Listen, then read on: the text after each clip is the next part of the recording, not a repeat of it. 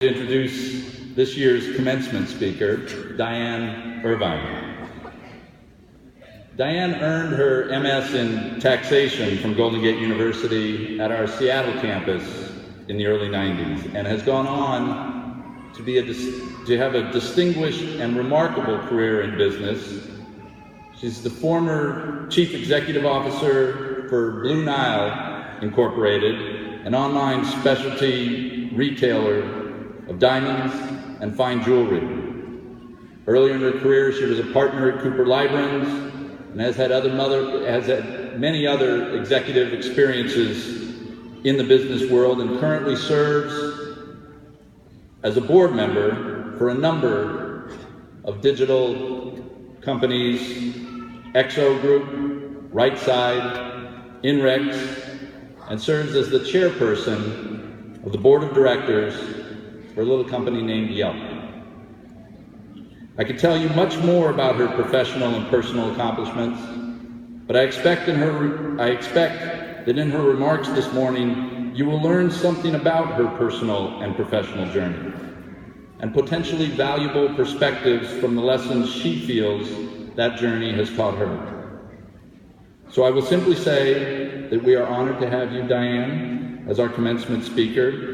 And we're also, as a result of your accomplishments and your leadership, very pleased to be able to confer upon you, in recognition of those accomplishments, an honorary Doctor of Humane Letters. To do so, I would ask you to step forward, and I would like to ask the Chair of Golden Gate University's Board of Trustees, Mark Anderson, to assist.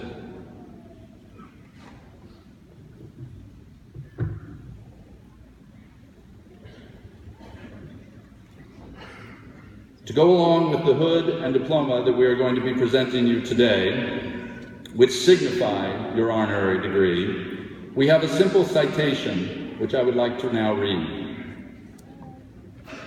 Diane Irvine, business leader, innovator, pioneer, Golden Gate University alumna. We recognize your service as partner, chief financial officer, vice president, and chief executive officer for successful businesses in accountancy, resource management, and online retail. We applaud your earned appointments to boards of directors of companies in the forefront of today's rapidly evolving digital marketplace. We note with pride the pioneering nature in which you have contributed your financial expertise and acumen for public company management, leading other women to serve society in the highest echelons of leadership in business. We admire the exemplary commitment to family and community that you have demonstrated with your husband Douglas and children Laura, David, and Jessica. Therefore, it is with honor and privilege that as president of Golden Gate University, and by virtue of the authority vested in me by the university's Board of Trustees, on this 30th day of April in the year 2016, I confer upon you the degree honoris causa, Doctor of Humane Letters, with all the rights and privileges thereunto appertaining. Congratulations.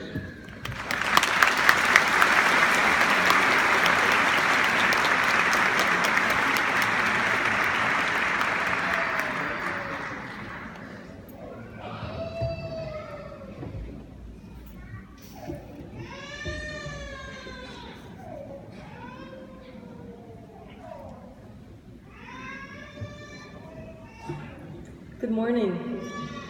Thank you, President Pike. Thank you, Mark. I'm humbled and very honored to be here today, and I will always treasure this honor from today. I'm a proud alum of this university. I'm honored to be here with all of you, family and friends, faculty and staff, Board of Trustees, and the soon-to-be graduates of the class of 2016. To the graduates, today is your day, a milestone in your lives. This is your moment. You've worked hard to get to this place. You've accomplished what you set out to do when you began your program at Golden Gate. Congratulations. As you look around, you are surrounded by those who have supported you in your lives and during your time at Golden Gate. your families and friends, professors and classmates.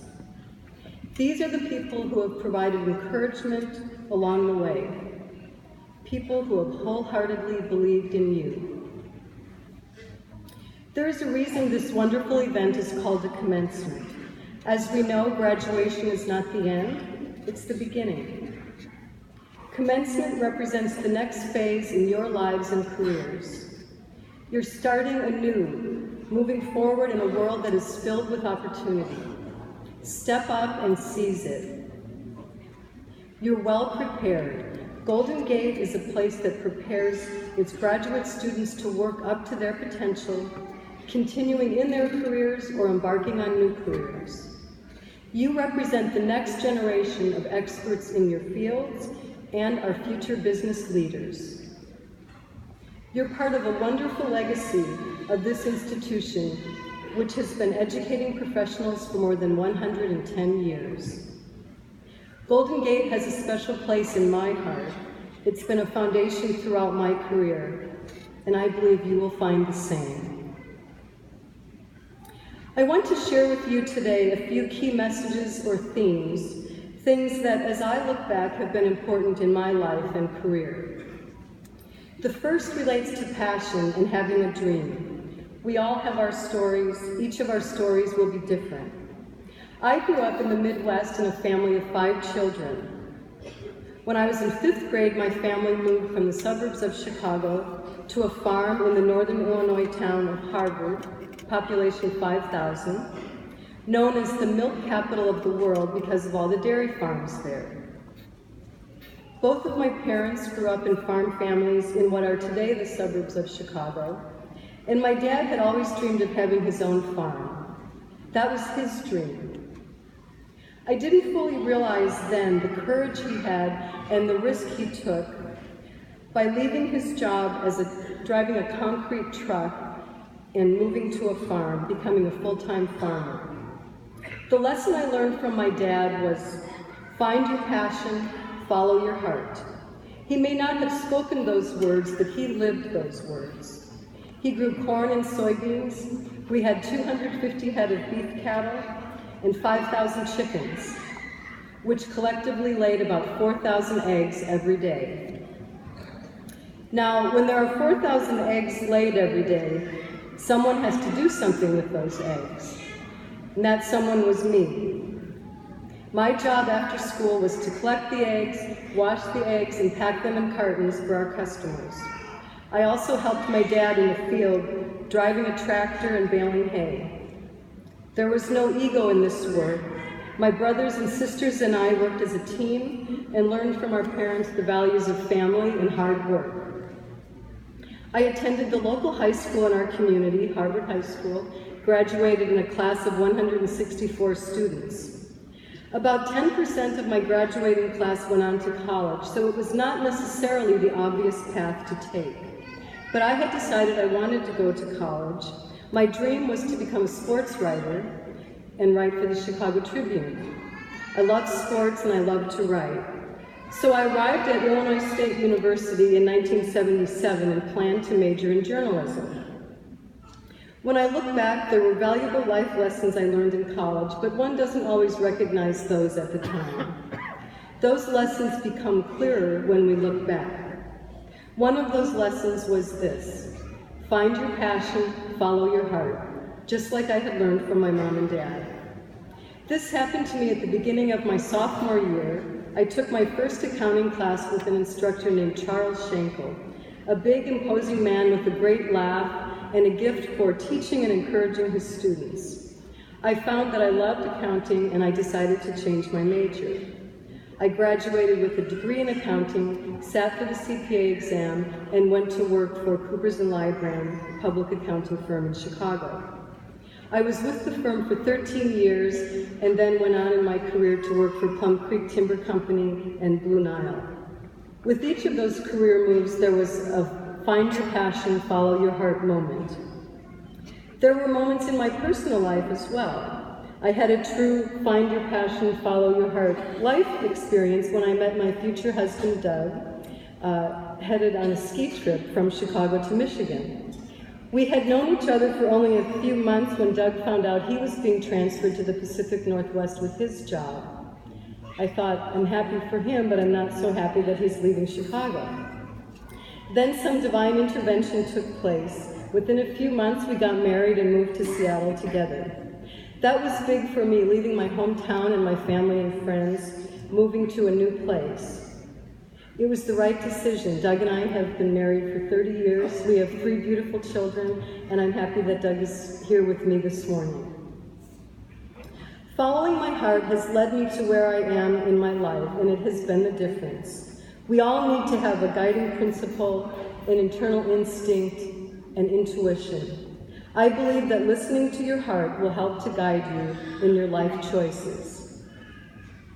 My second message to you is believe in yourself and don't be afraid to fail. My mom was our biggest supporter, and she told us, go out and do your best. We live in a world of competition, whether it's in school or in the workplace, in sports or in the arts. We aim high and we want to succeed. The thought of failing can be daunting. We don't want to fail.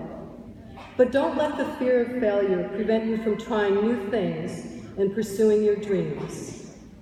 I recall starting the Master's in Tax program at Golden Gate in Seattle when I was working as a tax manager at Coopers & Lybrand. I was in classes with many smart and accomplished professionals, and I wondered to myself, will I be good enough? Can I measure up? The fear of failure can also be a real motivator. This is what happened when I went to work at Blue Nile. In the summer of 1999, I received a call about a new startup, an online retailer in Seattle that was selling diamonds over the internet. They were looking for a CFO, and would I be interested? I thought, are you kidding me? Who would ever buy a diamond over the internet? That seemed crazy. Something inside told me to take the meeting. I listened to the company's vision about reinventing the way consumers purchase diamonds. Men, I'm told, don't like going into jewelry stores. They don't feel knowledgeable about the product, and they don't know how to think about the value. Blue Nile was establishing a different customer experience, providing an incredible selection of high-quality diamonds with transparency of information and prices dramatically lower than a typical jewelry store because of the benefits of its online model. Quite a few people advised me not to take the job. After all, who would buy a diamond over the internet? Going to work for a startup had inherent risk, but I decided to join Blue Nile because I believed there was a great consumer proposition, a unique economic model that was a win-win for customers and for shareholders. And I felt that if I didn't go to Blue Nile, if I didn't give it a try, I'd always wonder what might have been. We had a dream at Blue Nile, a dream to revolutionize the way people purchase diamonds, and a dream to build an iconic consumer brand. Sure enough, consumers started voting with their wallets. They liked this way of shopping. We started to build the business. Then, within a year, by the middle of 2000, we experienced the first downturn of the internet, what was known as the bursting of the dot-com bubble. The media declared that e-commerce was dead. Many of the early internet businesses went bankrupt or shut their doors. During that time, I spent 9 months crisscrossing the country, looking to raise the money we needed to get the business to profitability, meeting with about 90 different potential investors. Not one of the firms wanted to invest. Everyone said no. Everyone. The CEO of a very large jewelry company said to us, "You'll never make this business work." Venture capital firms said, "Can you guarantee me this will make money?" Or, "My limited partners would think I'm crazy if I decided to invest in e-commerce right now." Pretty much everyone was against us: the media, the diamond industry, the investment community. It was a difficult time. There were nights when I couldn't sleep because I wasn't sure if we could make payroll. But I learned that you better believe in yourself, because if you don't, who will? Well, we believed. There was no blueprint for what we were doing. We were heads down, focused on building our business and taking care of our customers. We became profitable in 2001 and kept growing our business. We took the company